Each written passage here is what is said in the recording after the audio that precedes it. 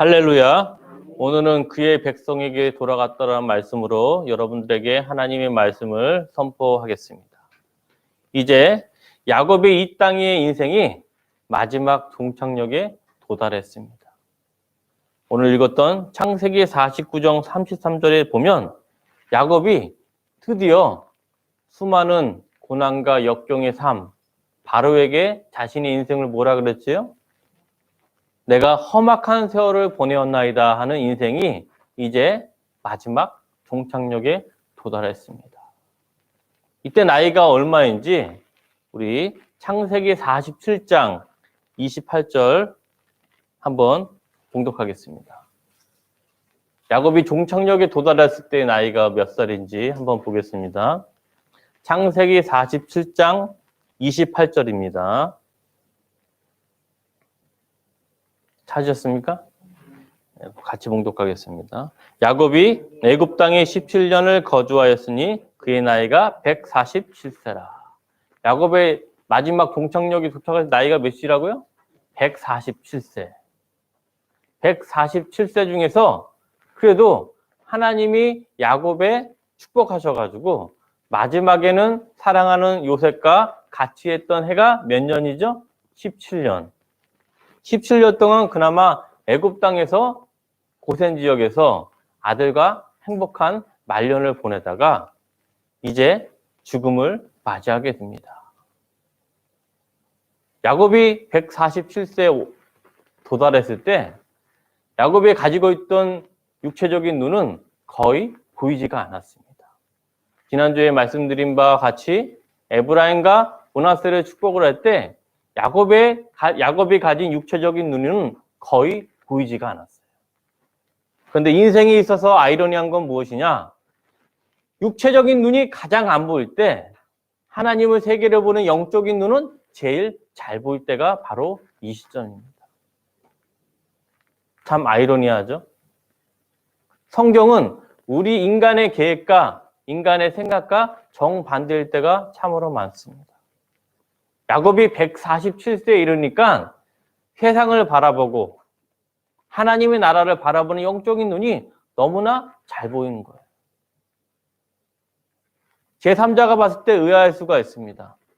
자기 앞에 있는 사람조차도 알아보지 못하는데 세상을 바라보고 하나님의 나라를 바라볼 수 있는 영적인 눈이 열렸다는 것을 그 누구도 이해하기 힘듭니다.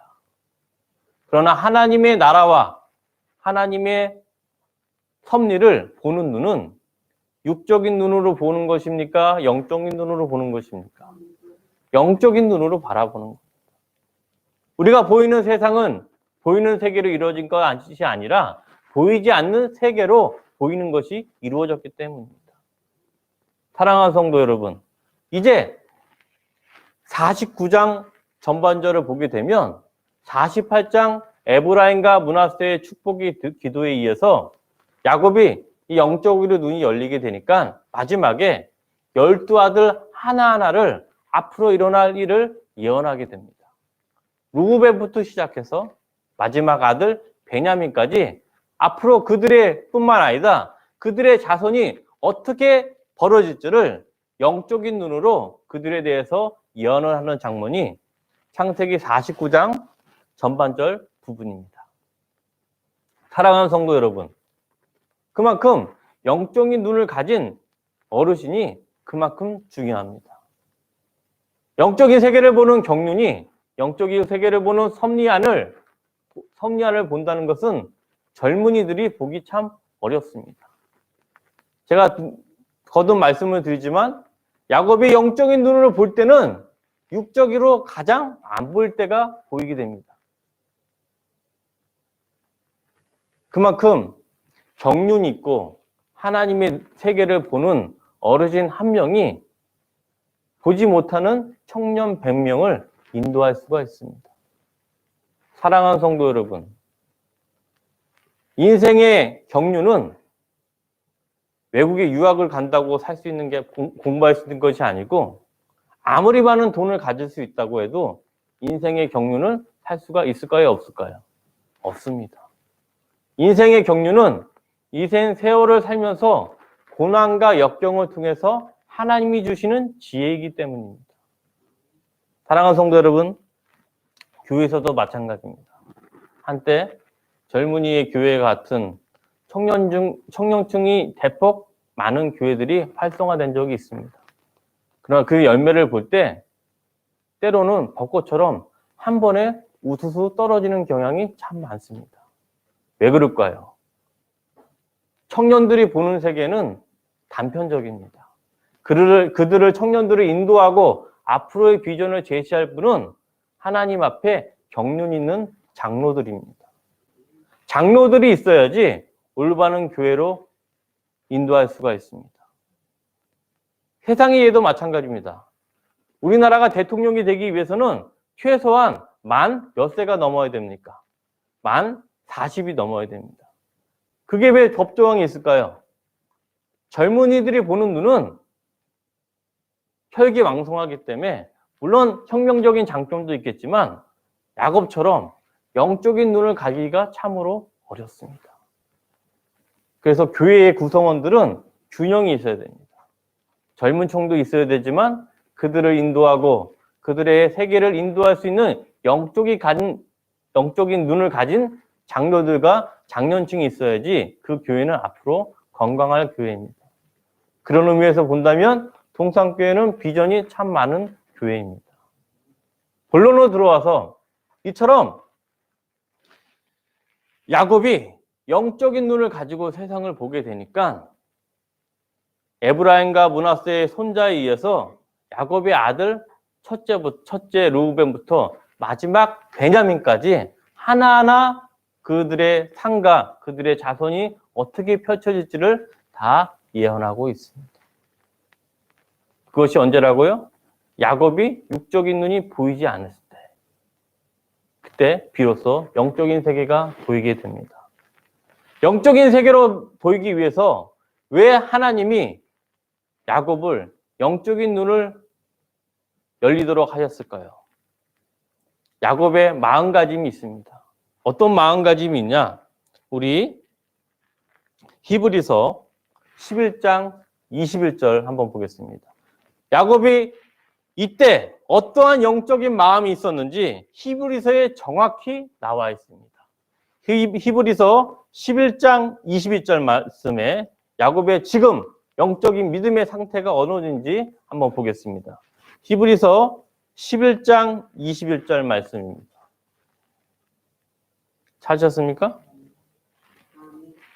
히브리서 11장 21절 말씀입니다. 시작. 믿음으로 야곱은 죽을 때 요셉의 각 아들에게 축복하고 그 지팡이 머리에 의지하여 경배하였으며 믿음으로 여기까지 믿음으로 야곱은 죽을 때 어떻게 했다 그랬죠? 지팡이 머리에 의지하며 하나님께 경배하는 것이 나와 있습니다. 야곱이 마지막 때 이스라엘 야곱이 하나님을 경배하는 마음이 끝까지 있었습니다. 이 표현은 뭐냐? 제가 여러 번 강조하지만 창세기 28장 15절에 나온 임마누엘 하나님, 베델의 신앙을 야곱이 지금 이 순간 마지막 147세에 죽을 때 그 침상 위에조차도 결코 놓지 않았기 때문에 야곱이 아들들과 두 손자가 앞으로 펼쳐질 그 역사의 섭리를 볼 수가 있었어요. 뭘 가지고 있었기 때문에? 베델 신앙을 굳게 잡고 있었기 때문에.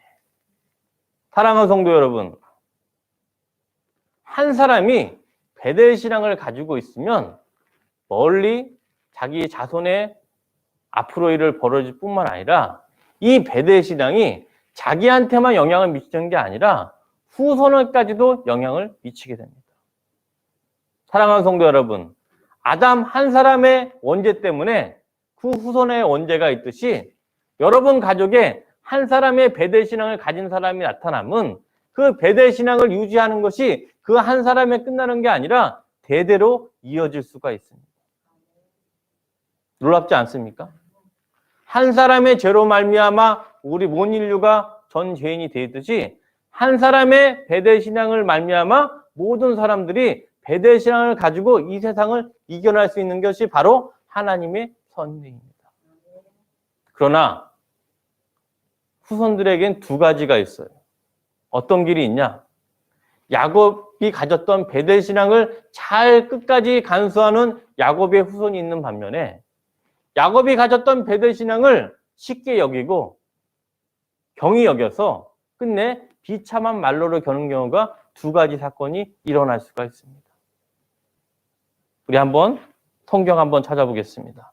베델 신앙을 잘 끝까지 잡은 야곱의 후손과 그렇지 못한 야곱의 후손을 오늘 한번 살펴보겠습니다. 역대상 10장 4절부터 6절까지 한번 보겠습니다. 역대상 10장 4절부터 6절 말씀.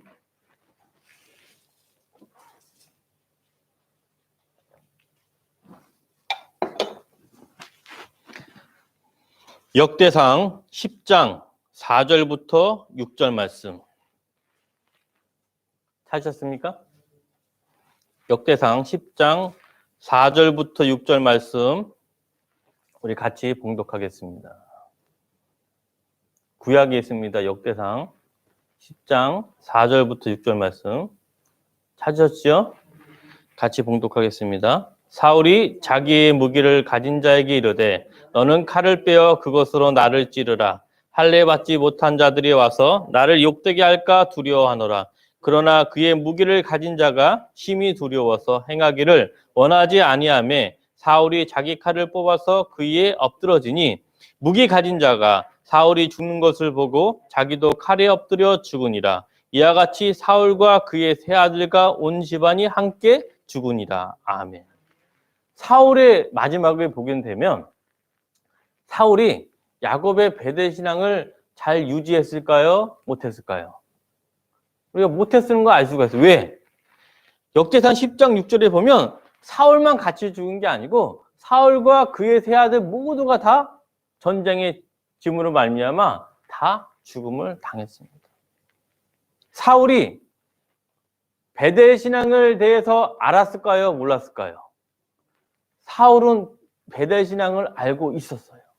처음에는 그가 겸손한 자였기 때문에 하나님에 대한 믿음을 굳게 잡고 있었는데 처음에는 굳게 잡다가 사울이 권력을 얻고 경제력을 얻고 청취력을 얻게 되니까 하나님의 나라를 바라보는 게 아니라 자기의 이익과 자기의 사욕에 사로잡혔어요.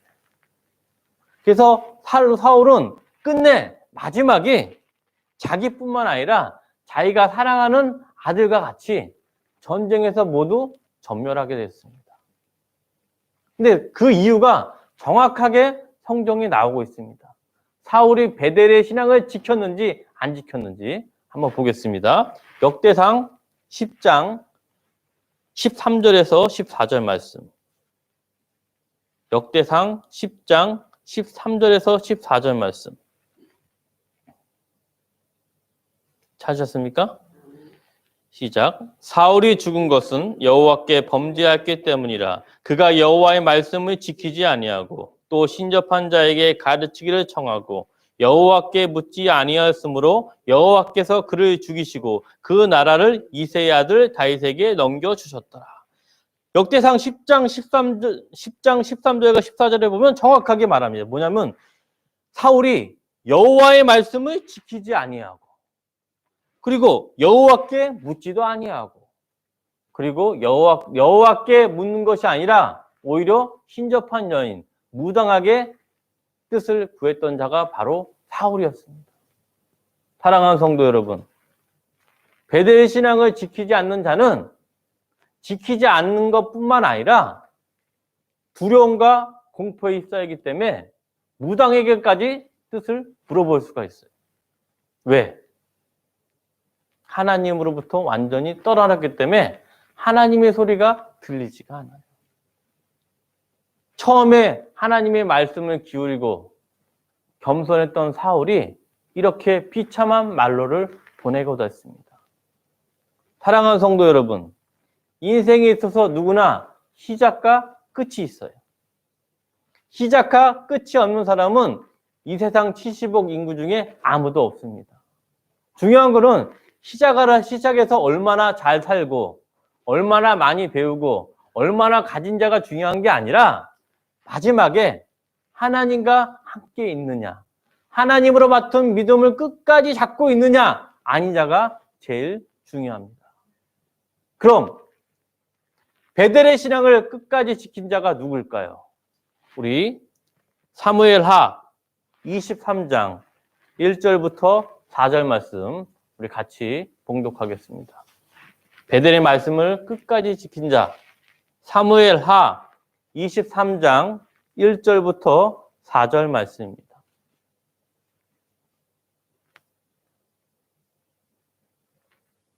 찾으셨습니까?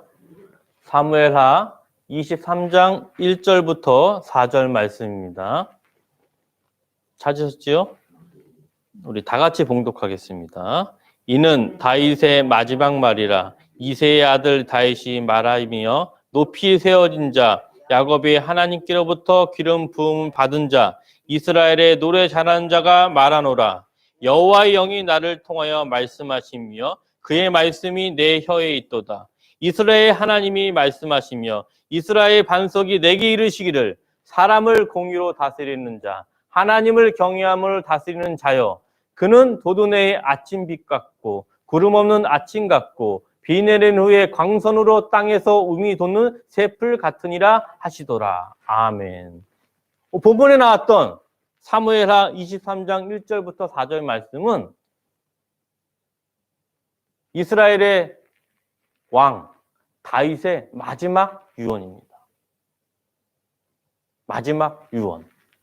다윗이 비록 인생이 때로는 하나님 앞에 서는 거 하면서도 때로는 자기 유익을 구했던 것이 다윗인데, 다윗이 마지막 때는 베델의 신앙을 굳게 잡고 있었습니다. 뭐라 그럽니까? 여호와의 영이 나를 통하여 그의 말씀이 내 혀에 있도다. 다시 말하면 하나님의 말씀과 항상 같이 이 순간조차도 동행을 했습니다. 이 마지막 임종 때조차도 하나님의 말씀과 동행한 다윗에게 하나님이 엄청난 축복을 주셔요. 마지막에. 어떤 일이 있냐? 우리 23장 3절에 보게 되면 이스라엘의 반석은 바로 다윗에게 어려울 때 하나님의 안식처가 됐던 이스라엘의 반석, 하나님을 말하는 것입니다. 이스라엘 반석, 하나님이 내게 이르시기를 뭐라 그러냐면 사람을 공의로 다스리는 자, 하나님을 경외함으로 다스리는 자요라면서 이상적인 왕을 나타내고 있습니다. 어떤 왕이죠? 세상을 공의로 다스리는 자, 하나님을 경외함으로 다스리는 자를 칭송하고 있습니다. 사랑하는 성도 여러분, 구약에 나온 다윗의 표현은 단순히 이상적인 왕을 말하는 게 아니라 신약에 앞으로 올 구원자, 만왕의 왕, 만군의 주 예수 그리스도를 예표하고 있습니다. 예수 그리스도를 칭송하고 있는 시가 바로 사무엘하 23장 3절을 바로 이 장면입니다.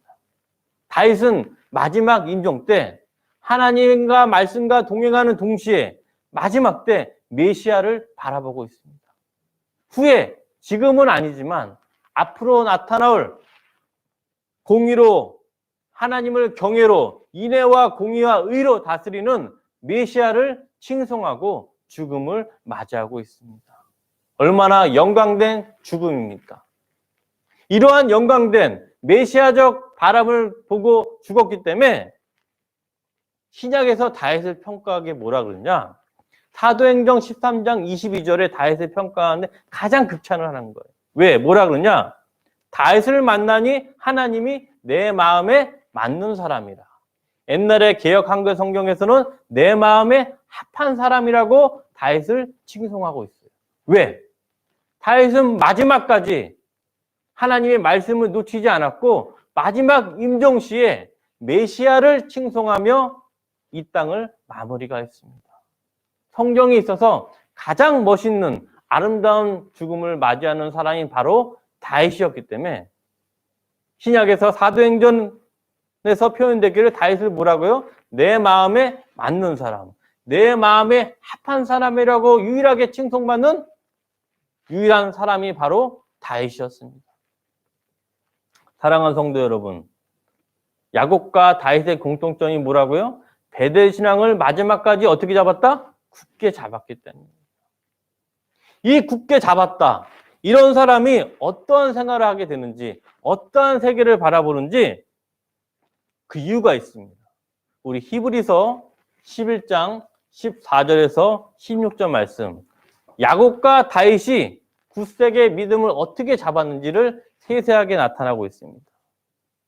히브리서 11장 14절부터 16절 말씀.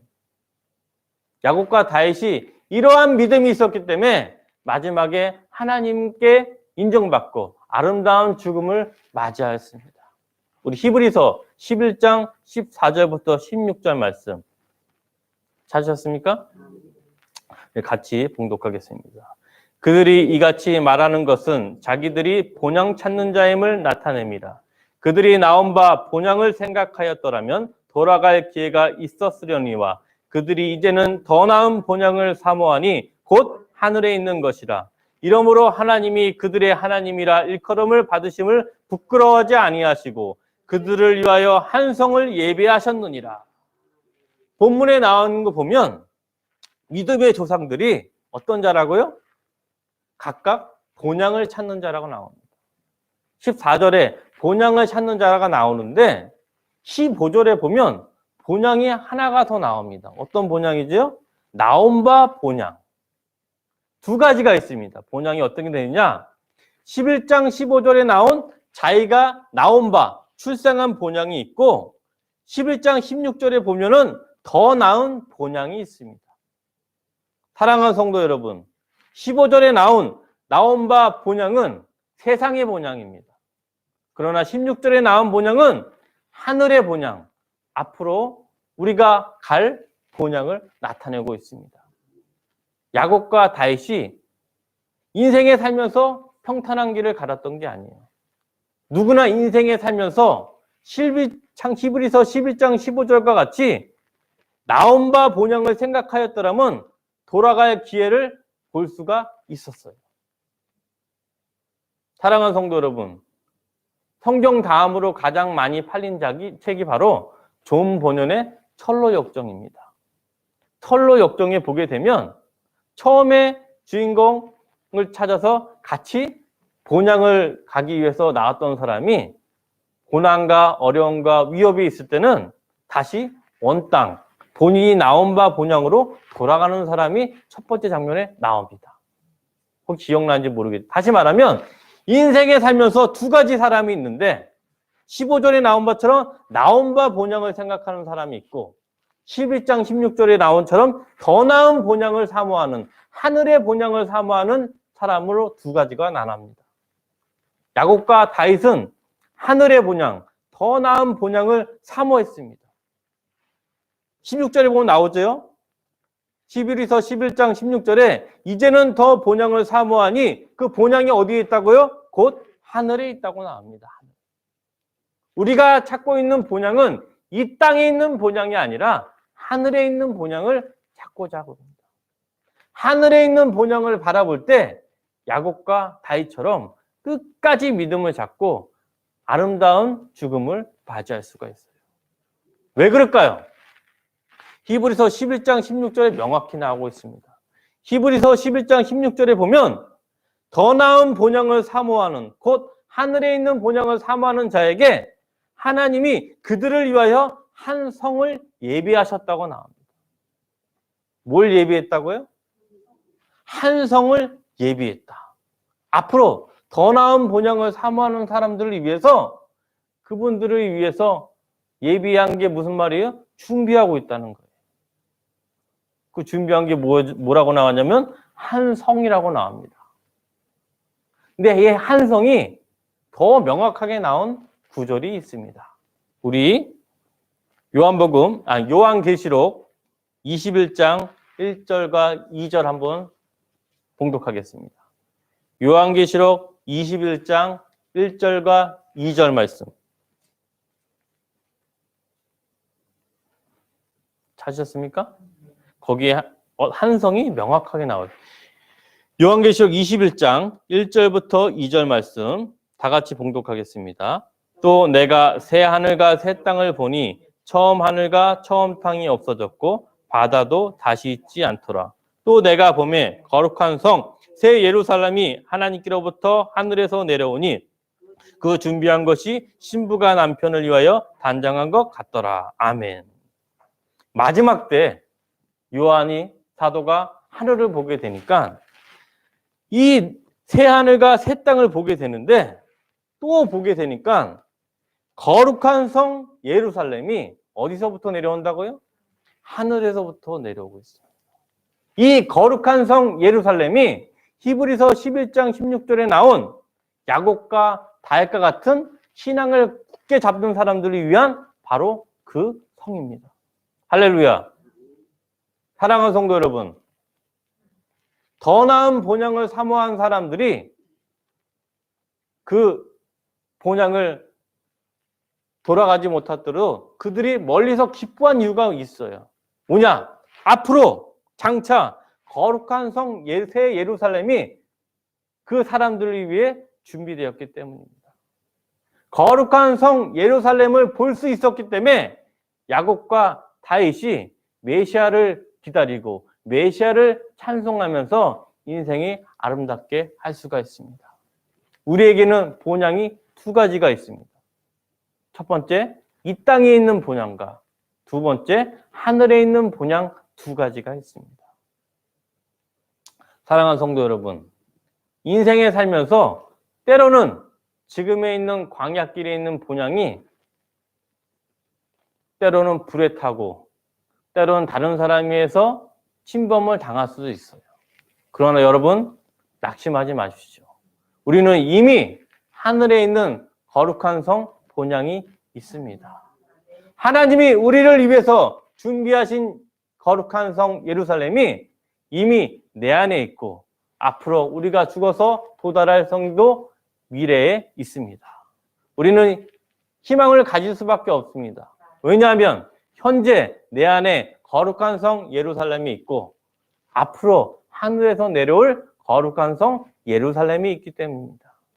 이것을 야곱과 다윗이 보았기 때문에 야곱이 바로에게 말할 때 내가 험악한 세월을 보내었나이다 고백할 수 있었고, 다윗이 마지막 때 사람을 공의로 다스리는 자, 하나님을 경외함으로 다스리는 자요라고 임종 때 말하면서 아름다운 죽음을 맞을 수가 있습니다. 하나님의 자녀가 누리는 최대의 축복이 무엇입니까? 우리는 죽음이 끝이 아니라 거룩한 성 예루살렘을 가는 또 하나의 시작일 뿐입니다. 우리는 영원한 상을 이미 소유했고 앞으로 영원한 삶을 어디에서 누리게 되죠? 거룩한 성 예루살렘에서 누리게 됩니다.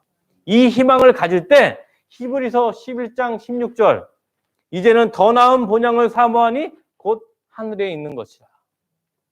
믿음은 바라는 것들의 증거요 보이지 않는 것들의 실증이란 말처럼 우리가 그런 믿음을 가지고 있을 때 이 세상 본향이 아니라 더 나은 본향을 사모하고 이겨낼 수가 있습니다. 야곱과 다윗의 인생을 바라보면서 우리는 이 땅의 본향을 바라보지 말고 오직 하늘에 있는 거룩한 성 예루살렘을 보면서 수많은 고난과 역경을 주님의 말씀으로 이겨내기를 주 이름으로 축원합니다. 아멘.